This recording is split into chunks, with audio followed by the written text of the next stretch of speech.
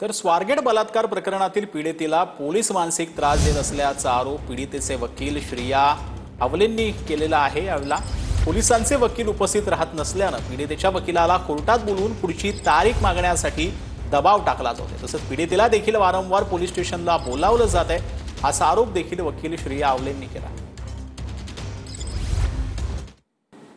दबाव टाकण्यात आला की कोर्टात समक्ष हजर राहून तारीख घेणं।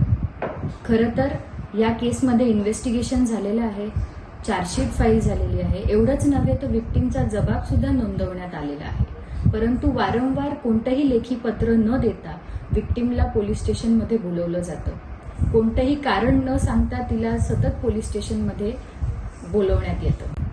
आता लेखी पत्र न देता विक्टिमला पोलीस स्टेशनला बोलवणे चालणार नाही, याची नोंद पोलिसांनी घेतली पाहिजे, अन्यथा आम्हाला कायदेशीर तक्रार त्यांच्या विरोधात करावी लागेल।